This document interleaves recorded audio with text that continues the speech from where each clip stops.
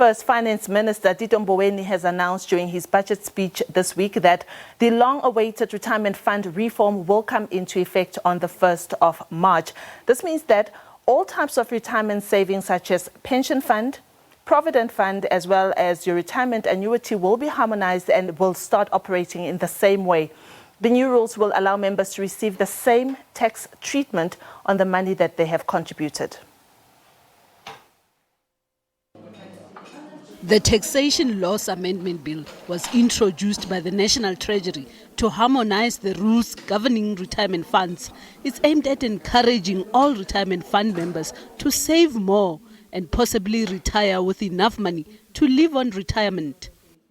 I can announce once again that annuitization for provident funds takes effect from the 1st of March 2021.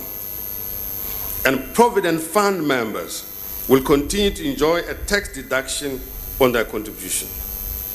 In addition, as we mentioned before, the National Treasury will this week publish draft amendments to the Regulation 28 for public comment. The proposed amendments to Regulation 28, in case somebody misunderstands, is to make it easier for retirement funds to increase their investments in infrastructure. According to the new rules, Provident Fund members will no longer be allowed to take all their money when they retire. They will only be allowed to take 1/3 of the money as cash, and 2/3 of that money should be used to buy a pension annuity investment.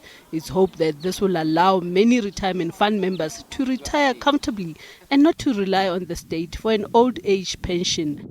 Naledi Matlapeng, SABC News, Johannesburg. Right, let's take this issue a little bit further. We are joined on the line by Brian Hirsch. He's a financial advisor at Brian Hirsch, Colley and Associates. Brian, welcome to Your Money on Market Sense. Yes, thank you very much. Good to be with If we could just get the terms out of the way first, What does annuitization of provident funds mean? Okay, let's understand. Annuitization relates to pension and funds and retirement annuities where you can only take 1/3 in cash and 2/3 as a pension, and that pension is called annuitization. But it doesn't impact as badly on provident funds as everyone thinks. Right.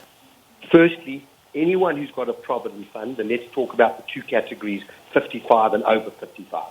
Whatever you've got in your provident fund today, whatever is built up and whatever will build up as at the 28th of February will remain in cash at retirement. The difference between a provident fund is you get cash at retirement compared to pension and retirement annuities, only 1/3. So if you're under 55 and you've got 2 million rand in your fund today, that 2 million rand together with all growth will still be able to be taken in cash at retirement. All future contributions under the age of 55, those contributions will be in the same fund, but you will only be able to take 1/3 of future contributions. Yeah. If you're over 55, you have no problem. Your full fund is protected and invested, and all other money that you contribute, you will still be able to take into cash. So people mustn't panic. There's full protection, and provident funds are fully available. Over 55, all future contributions and past will still be taken in cash. If you're under 55, up to today, up to the end of the month, you'll still get your cash and the growth, but future contributions, only 1/3 of that will be able to take in and cash on the balance as a pension. Let's simplify this even further, Brian. Let me give you an example. Let's say Tabos Tole is about to retire and he's 55. He's retiring, say, today, or maybe let's say the 28th. What happens to the money that he contributed prior to the 1st of March, and what happens then after the 1st of March? Is he eligible to take that money? What are the tax implications of that? Okay, the tax are different, but you'll be able to take all the money in cash. Right. No problem. It only affects future contributions. The issues in cash is the first 500,000 rand is tax-free, the next 200,000 is taxed at 18%, 350 at 27%, and thereafter 36%. And that's the same for all retirement vehicles, whether you're taking 1/3 or the full amount in cash. So the tax, there's no change, and there's full protection. Members are fully protected. They don't need to leave provident funds and worry. It's just the future contributions under 55 where you're going to have to only be able to take 1/3. But whatever you've got in your fund today, whatever the growth on that fund is between now and retirement, you'll be able to take in cash. So there's a lot being written about it, and everyone's getting terribly confused. It's terribly confusing indeed. Let's talk about those who are getting retrenched. I know that a lot of companies are retrenching simply because of the effects of COVID-19, just generally the economy. How does this affect them when they cash out or when they take all their savings from the pension fund? It doesn't affect them at all, because when you're leaving a pension or provident fund, you can take all your cash as a withdrawal, and then retrenchment is different to withdrawal. Retrenchment, you can get the first 500,000 tax-free. On withdrawal, you can only get the first 25,000 rand tax-free. So the tax issues haven't changed at all. It's just the method of payment. And if you're leaving your fund, you can get all the cash. You don't need to worry.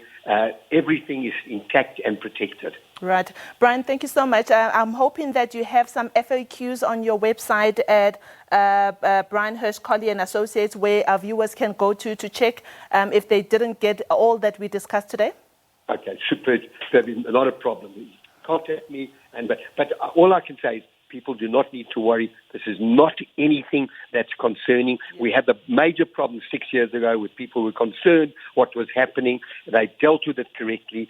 55 and over are protected. Under 55, you're fully protected up to all contributions and growth as of the 28th of February and until retirement. So if you're 35 and you retire in 30 years, all that money will grow. It's just the future contributions that are affected. Thank you so much, Brian. I'm sorry to cut you there, but we are out of time. Thank you so much for your explanation. And up next is SME On Point.